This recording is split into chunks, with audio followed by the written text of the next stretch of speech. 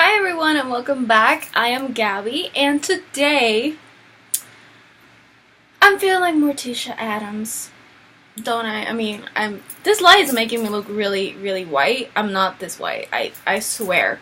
Plus the foundation was not doing it. Like, I look really pasty white. Wow. This video, I swear, is not gonna be me being like, I'm so white. I swear I'm not. We're not gonna mention this. Okay. But, so I just got an email. I'm filming with my computer. I haven't figured out how to, film with my camera. I need a tripod for that. But I'm filming in my computer, and, I just got an email from my college saying that they were gonna have a what are those called? Like a lecture on elves and all those mythical creatures, and I'm like,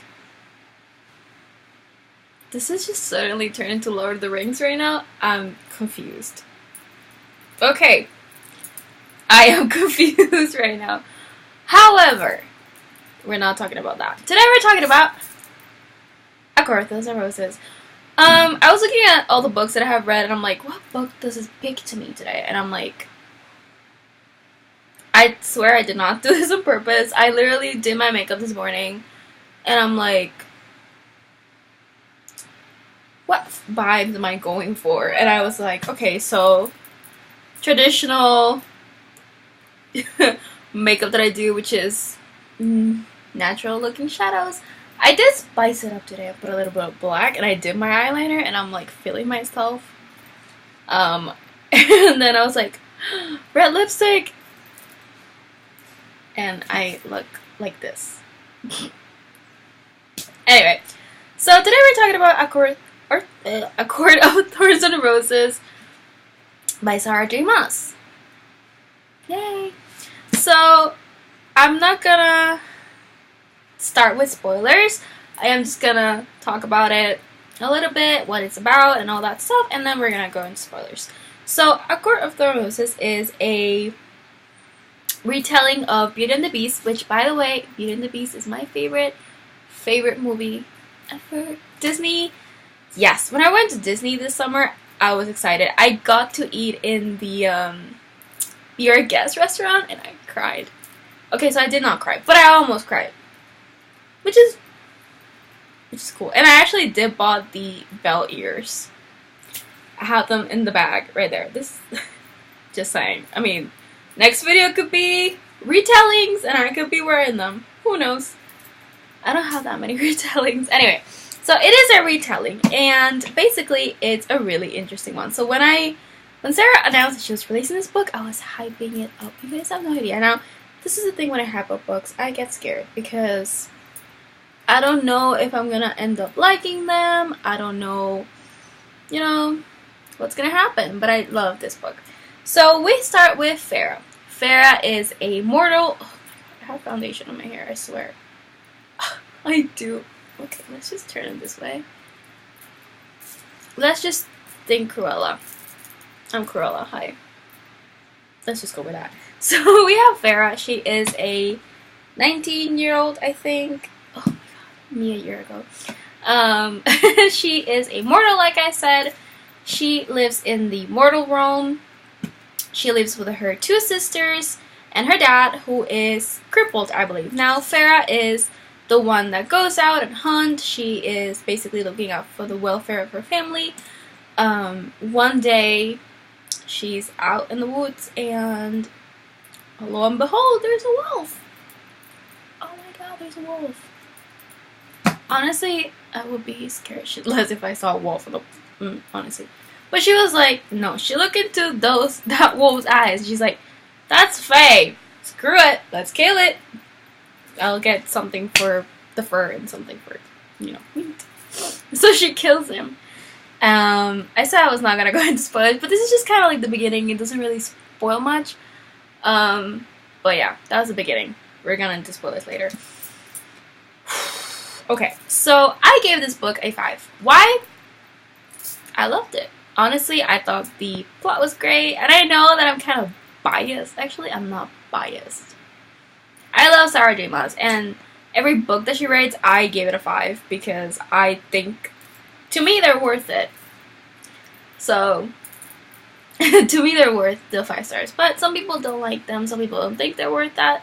But that's fine. I mean, I mentioned it in my first video, which is already posted, that whatever floats your boat. I'm not gonna tell you to like it or not. But I saw a lot of people talking about this book, and it's still kind of talked about. So, this book, I have a lot of feels. Particularly for the ending. I was like,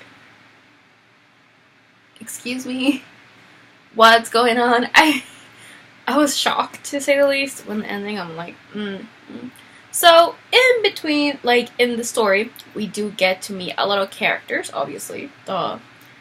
And there's certain characters roaming around that I'm like, I was really kind of mixed feelings about it. The first book, obviously, being that you get introduced to the characters and you don't really know where they are going. So I was really iffy about this character. But I think we all know who I'm talking about. I mean, hi.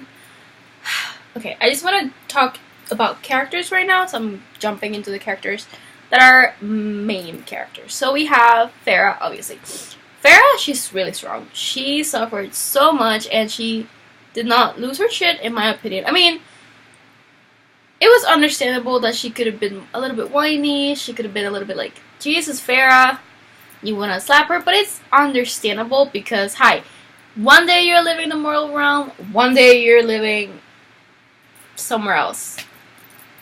Phalanx. But overall, I think she was great in the book. I really liked her. I liked how she was just so, you know, she was faced. Okay, I'm not gonna say she was not faced, but she was strong in a way that I don't think I could ever be if I were in that situation. So I give props to her, and I give props to Sarah for writing such strong characters. Tamlin. Okay. I got a lot to spill about Tamlin. At the beginning, we meet Tamlin. Tamlin is the Lord of the Spring Court, the High Lord of the Spring Court, I think. So the way this realm is divided is Night Court, Day Court, Summer, Spring, Fall, and Winter Court. Right? Yeah, I think so. We got a map. I'm just gonna double check right here, just in case. Yep. Night, day, and dawn, and then winter, summer, autumn, and spring, fall, whatever. So, oof, girl. She goes to the Spring Court, and Tamlin is there. Tamlin is the High Lord, and Tamlin, because this is a retelling, because they sold it to me as a retelling, I thought Tamlin is the Beast, obviously. And Farah is Belle. But this Belle has a twist, honey. She paints. She doesn't read. She doesn't know how to write. She doesn't know how to read because she wasn't really taught that. So, that's her. I mean, that's her life. That's her character. That's her in a nutshell. Tamlin is... When I first read it, I was like, oh, Tamlin. Oh, Tamlin. Didn't we all? I feel like we all did that. I feel like we all did. We were all like, Tamlin, Tamlin, Tamlin, Tamlin, Tamlin, Tamlin. Now, we did not see the signs. He was an asshole. He was such an asshole. Jesus. I cannot stress this enough. He's an asshole.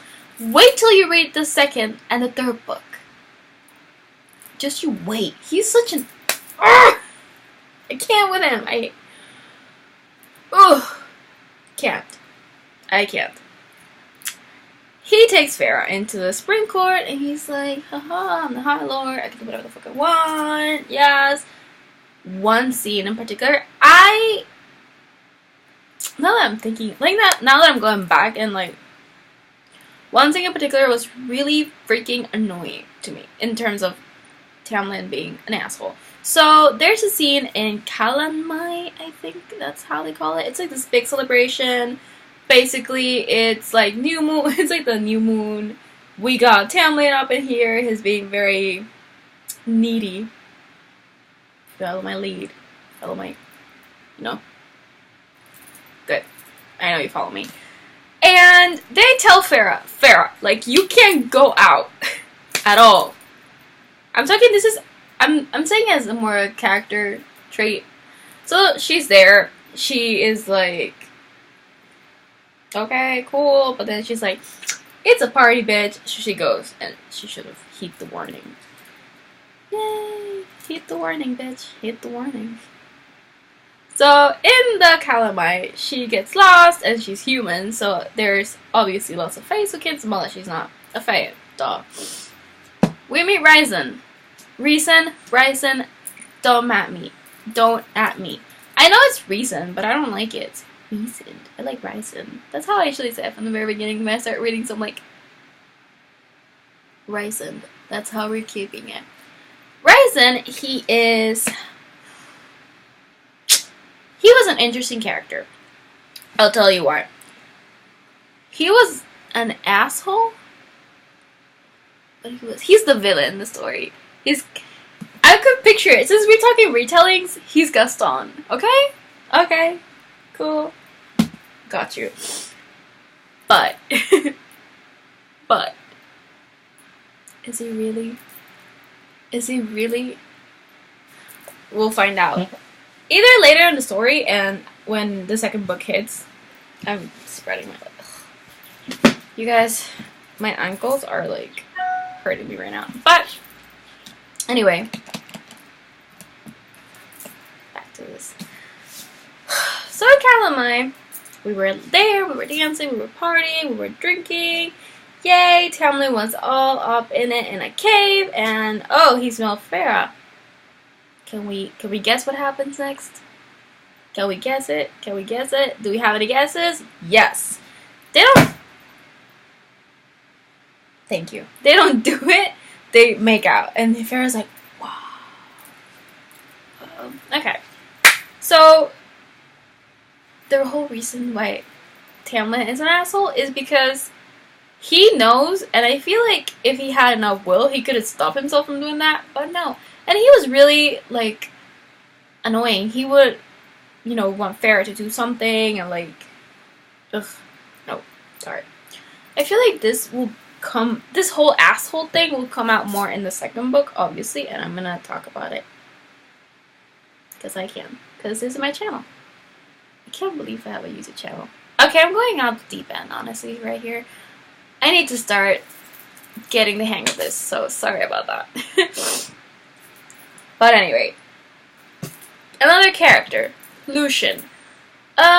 Lucian. I have not a lot to say about Lucian. I feel like Lucian hated Farah with a passion, and I kind of guess he still does in a way.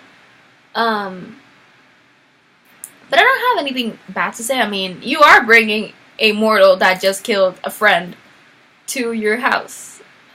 Yeah, I think out of all the characters, Lucian is the more relatable character. Character development, yeah, we're done. I do want to add Ryzen to the whole character list right now because he's gonna come into play later. Okay, so I'm going to jump into the spoiler section, and I'm going to talk about my feelings for each and every scene. So we already talked about Calamai, how I felt about that. We already talked about how Farah went to leave in the Fairyland. So when she moves into the Spring Court, she is obviously bored, and she is basically a prisoner. Basically, she can't go out, and she cannot do much. So after a while, Tamlin and Farah start getting a little bit closer. He learns that she likes to paint. So he gets her paints and such, and she starts obviously painting. And you would think he was sweet, but is it really? So in the Curse of the book, we learn that there's a curse by this bitch called Amarantha, and Ryzen is Amarantha's whore. Great. Everything's going great. Everything's going amazing. So, story goes on, and we keep finding more things out, and Ryzen starts popping up out of nowhere. Literally popping out of nowhere. He starts, bitching to Tamlin, and I think in this one is when we learn what happens to Tamlin's family. His dad and whenever Ryzen killed them. But of course, Tamlin, being Tamlin, he made it seem like that was Ryzen's fault. In the second book, we do learn the truth. So, there is a part that shit goes down. Shit just goes down. I don't remember exactly what happens. All I know is that Farah is sent back to live in the moral realm, and she goes to her house, and there's her sisters and her dad, and they're living the life. They got a lot of money from Tamlin, and they're living it up. Balls and dances and dresses and whatever else you can picture, but she has two sisters, like I said, Elaine and Nesta. Nesta doesn't believe that they just were, rich from all the time. Nope. That ain't the truth. No. She knows something's fishy going on. She knows it. And I could not laugh. So Farah takes it upon herself, like the little shit she is, to go back to the fairylands. And I'm like, dude, if they send you back, it's for a reason. Maybe you don't want to go back. Oh, but she does. There's no one in the spring court, and she learns that they're all under the mountain. Oh, Amaranta there. Oh, prisoners. How exciting. So Farah walks her little butt to the mountain, goes under. Oh, hi. Amaranta's here. Yeah. Oof. Basically, Farah wants to lift the curse. Why do I always keep saying curse? I don't know. And Amaranta is like, oh, you, honey. Okay, you gotta do some stuff for me. There's 3 tasks that she has to do, and all of them are insane, obviously. Can we not? She's evil in cards. She's evil. Of course, you're gonna be hard AF. So, Farah being Farah, she's like, okay, fine. And Tamlin is there, and Amarantha, I think, has a thing for Tamlin. So he can't really express his feelings for Farah, and Farah doesn't express her feelings for him. So the whole thing is, Ryzen being Ryzen is like, okay, so you're gonna be my pet. We're gonna have a bond, and you're gonna have a cool tattoo on your hand. Yes, honey, you're gonna look great. And Tamlin gets mad. For Ryzen, he's taking all this stuff into his hands. And I was like, no, Farah, don't. Just go back to the world. It's not worth it. I did not know how worth it was going to be in the second book. Okay? That's the thing. Come at me, bro. Farah is put into the tasks, and each task is stressful and hard. And she's basically in a little... I'm guessing it was like a... what are those called? Okay, so she was in a cell. That was where she lived in. It was hard. She had like lots of, I think, broken bones. It was really bad. And Ryzen would send music to her so she could just kind of relax. And I thought, that's sweet, honestly. And they talked, and you could see another side to Ryzen. And at the moment, I was like, I don't know, he's kind of sweet for doing all these things for her. I did not know how sweet. I mean, you guys, just wait a couple more minutes while I talk smack more. At one point, there was like this night, like a party. It was a party, and everybody had to party. Obligated party. Me as an introvert. So Farah had to go, and they dressed her up in this really skimpy outfit and very gauzy material, and she had to dance for Ryzen. And I'm like, I need to see that in his point of view because I would have loved to see what happens. I mean, because we learn a lot of things on ACOMAF, but we're not going to talk about that. Okay, so this video is 20 minutes long. Could you imagine how long it's going to be the second one? I keep going around, so that's probably why it's going to be long. So, the last task. It hurt. That task was like, yeah. So, there we are in the last task. It's a riddle. And she's thinking, and she's like, oh my god. She's illiterate, so it's kind of hard for her, obviously. And she's like, oh my god, oh my god, oh my god, oh my god, oh my god, oh my god. And she figures it out, and they destroy Amarantha, and I'm like, here you bitch. But, ooh, fair dice. I threw the book across my room. I was like, this is not happening. She defeated Amarantha. Everybody has their curse lifted. Why does she have to die? Wait a moment. Because Ryzen, to the rescue. He infiltrated every High Lord's minds. And everybody put a seed of their power into Farah. So I'm thinking it went a little bit like this. So Farah was on the floor. Everything cool. And then the transformation happened. And I'm thinking Shrek style. You know, Fiona, when she's like, the true love kiss will lift the curse and all that crap, and she's in the air, and everybody's like, oh, what's going on? Well, Lord Farquaad is like, bitch, what? Bitch, what? Yeah. Well, actually, no, after, when he kisses her, and she's transformed into an ugly, actually into an ogre. I'm not gonna go with ugly. That green is looking a little bit envious. But, oh my god, you guys. Farah is now a fae, and she's like, oh wow, I'm stealthy, I'm like amazing, I have pointy ears.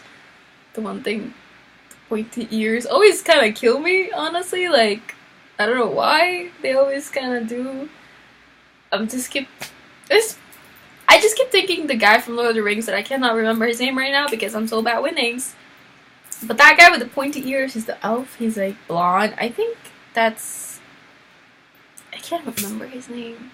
But you know what I'm talking about if you have seen the movie, like, you know what I'm talking about. Yeah, that's what's reminding me of. So now, the bond is, everything is over.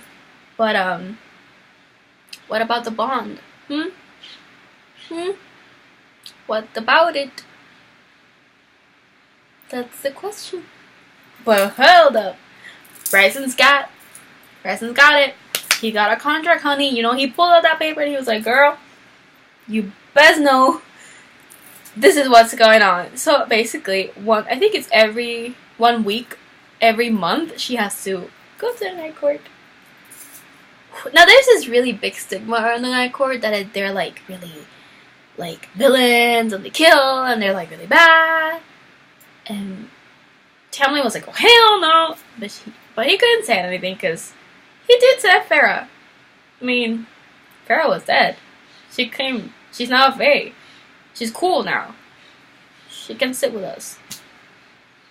So he can't really talk a lot. But oh my god, my highlight is blinding. You guys, look at that.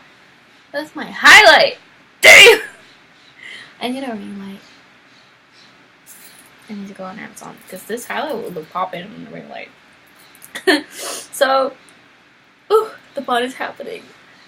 And there's this really cool scene when everybody's just coming out of the mountain. Everybody is now like normal.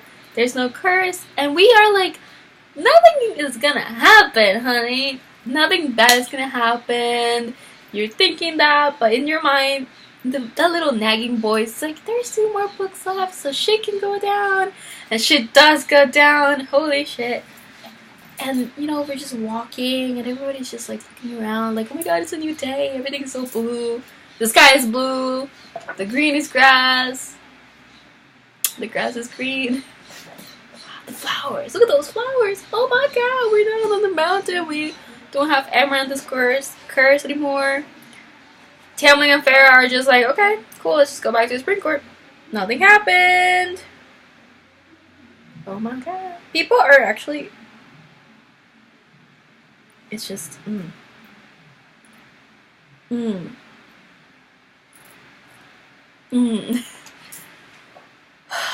I'm gonna read to you the last line of the book.